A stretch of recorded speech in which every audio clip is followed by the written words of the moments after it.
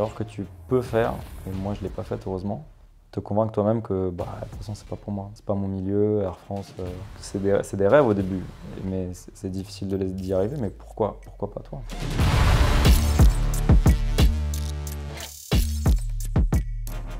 Alors je m'appelle Marcos Bemaras, j'ai grandi à Évry, au JR, sur Instant pour les intimes. Je suis pilote de ligne pour une grande compagnie française. Alors, parcours professionnel, bac, scientifique. Ensuite, je suis parti faire mes études en Angleterre, dans une école de pilote qui s'appelle Oxford, l'école de pilote d'Oxford. Donc en gros, j'ai étudié en Angleterre. Je suis parti aux US aussi, à Phoenix, en Arizona. J'étais recruté chez Norwegian, une compagnie norvégienne. Donc je suis parti faire ma formation en Norvège pendant 2 mois pour aller travailler en Espagne. Je suis parti en Guadeloupe. J'ai vécu ma meilleure vie. De Guadeloupe, je suis parti à Oslo. Voilà, je suis rentré, je voulais plus retourner en Espagne, je suis parti à Oslo. Et après, j'ai été pris du coup dans une grande compagnie française et je suis revenu à Paris. Et là, pour l'instant, je suis à Paris. Alors, t'en as qui le font à la maison, t'en as qui le font directement en salle de briefing.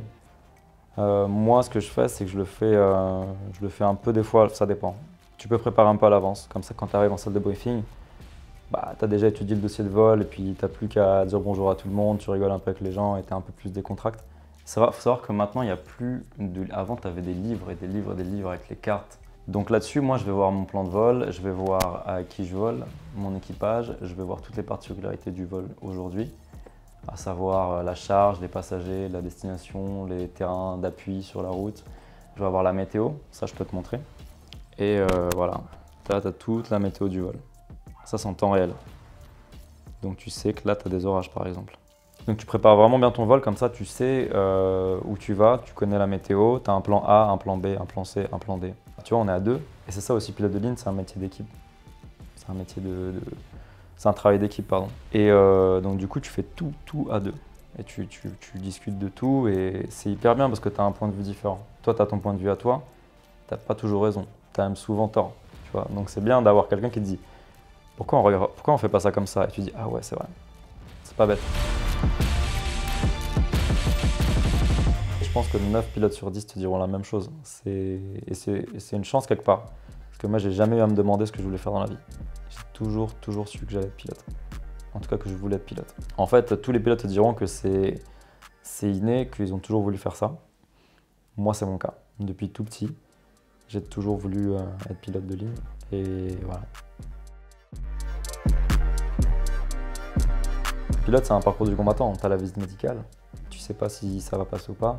Ils peuvent te trouver un truc, je sais pas, même la colonne vertébrale, tu vois, ils te vérifient. D'ailleurs, tous les ans, tu as un contrôle médical tous les ans.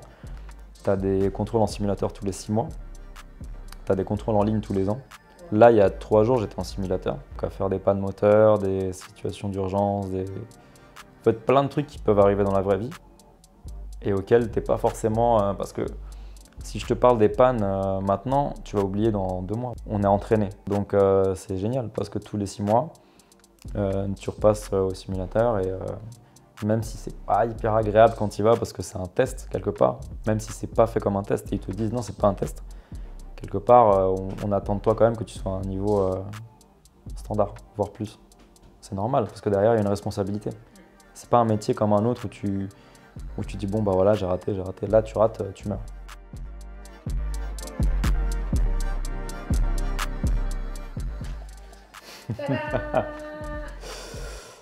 Lui, je le connais aussi. Officier pilote de ligne chez Norwegian, il faut changer. Hein. Revenir de Jean Rostand. Franchement, ça fait bizarre. Parce que pour moi, en fait, il n'y a rien d'exceptionnel à faire ce métier. Parce que je vis dedans, en fait. Tous les jours, je suis dans un monde où c'est normal. C'est limite, je vais pas te dire que ça fait bizarre. J'arrive pas à décrire le sentiment, mais... Et je pense que les gens ils devraient le voir comme ça. Il n'y a rien d'exceptionnel en fait. Si tu veux le faire, vas-y, go. Il n'y a pas de raison que tu n'y arrives pas.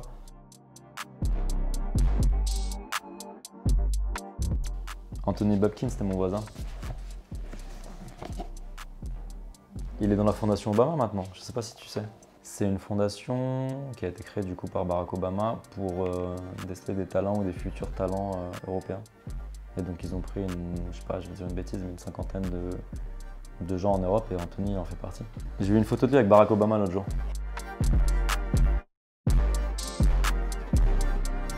Bah, si eux ils l'ont fait, pourquoi pas moi? Tu vois. Au lieu de dire aux jeunes, bah faites pas ci, faites pas ça, ne vendez pas de drogue, ne faites pas ça. Regardez, moi vous avez des exemples, vous avez plus d'excuses.